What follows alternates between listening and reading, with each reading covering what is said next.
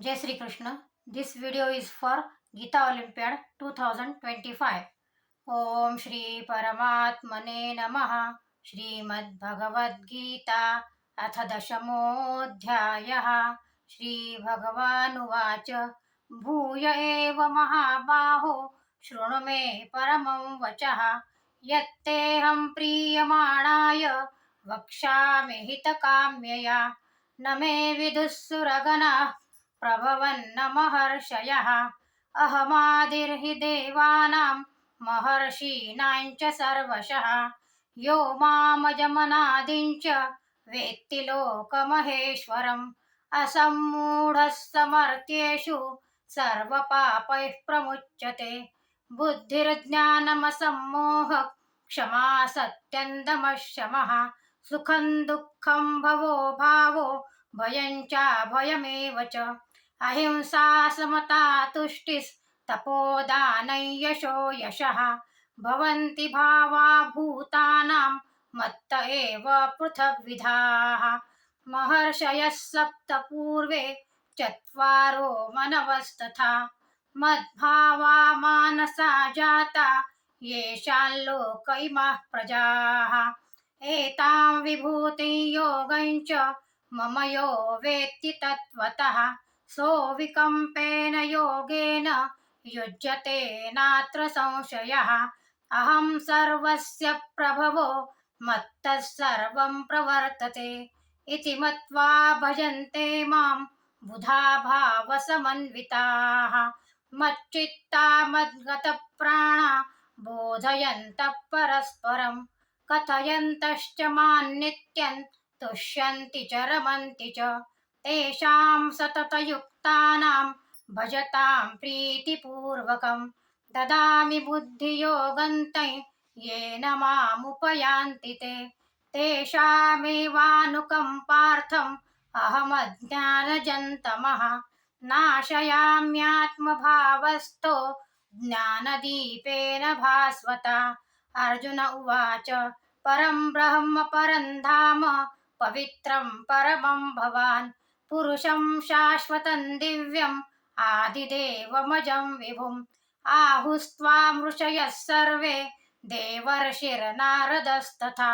असितो देवलो व्यासः स्वयं चैव ब्रवीषि मे सर्वमेतद्वृतं मन्ये यन्मां वदसि केशव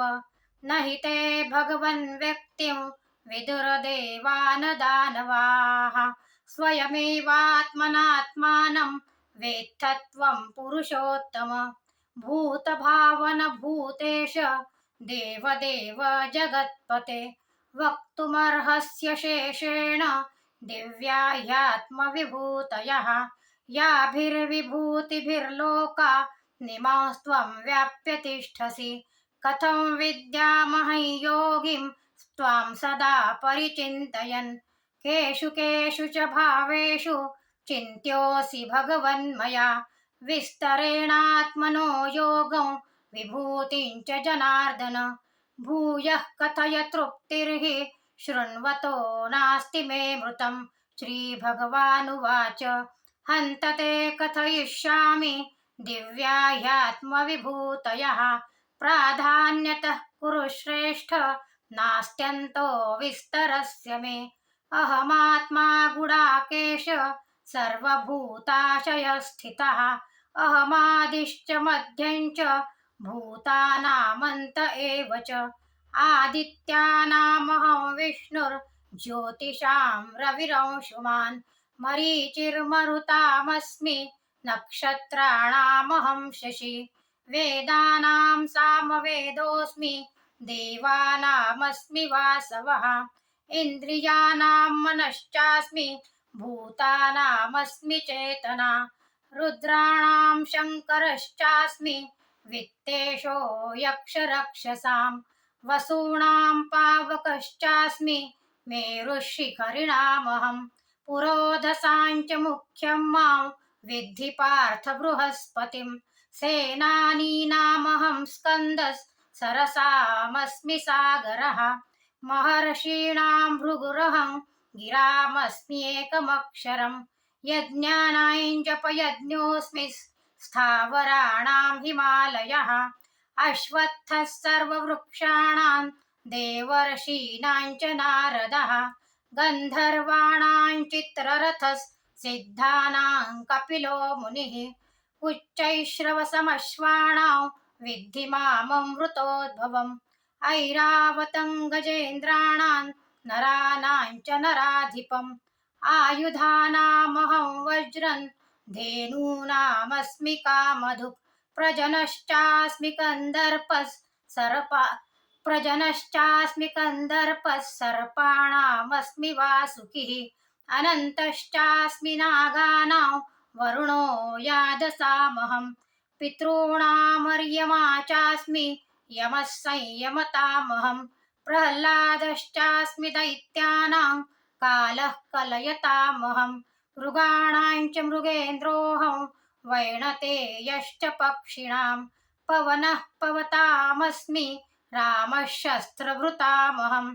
झषाणां मकरश्चास्मि स्रोतसामस्मि जाह्नवी सर्गाणामादिरन्तश्च मध्यं चैवाहमर्जुन अध्यात्मविद्यानां वादः प्रवदतामहम् अक्षराणामकारोऽस्मि द्वन्द्वसामासिकस्य च अहमेवाक्षयः कालो धाताहं विश्वतो मुखः मृत्युः सर्वहरश्चाहम् उद्भवश्च भविष्यताम् कीर्तिश्रीर्वाक्च नारीणां स्मृतिर्मेधा धृतिः क्षमा बृहत्साम तथा साम्नां गायत्री छन्दसामहम् मासानां मार्गशीर्षोऽहं ऋतूणां कुसुमाकरः द्यूतं चलयतामस्मि तेजस्तेजस्विनामहं जयोऽस्मि व्यवसायोऽस्मि सत्त्वं सत्त्ववतामहं वृष्णीनां वासुदेवोऽस्मि पाण्डवानां धनञ्जयः मुनीनामप्यहं व्यासः कवीनामुशना कविः दण्डो दमयतामस्मि नीतिरस्मि जिगीषतां मौनं चैवास्मि गुह्यानां ज्ञानं ज्ञानवतामहं यच्चापि सर्वभूतानां बीजं तदहमर्जुन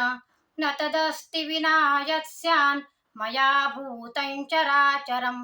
नान्तोऽस्ति मम दिव्यानां विभूतीनां परन्तप एष तूद्देशतः प्रोक्तो विभूतेर्विस्तरो मया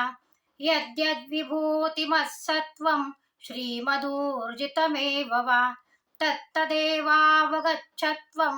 मम तेजोंशसम्भवम् अथवा बहुनैतेन किं ज्ञातेन तवार्जुन विष्टभ्याहमिदं कृत्स्नम्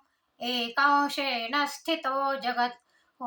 तत्सदिति श्रीमद्भगवद्गीतासु उपनिषत्सु ब्रह्मविद्यायां योगशास्त्रे श्रीकृष्णार्जुनसंवादे विभूतियोगो नाम दशमोऽध्यायः। ॐ श्रीकृष्णार्पणमस्तु।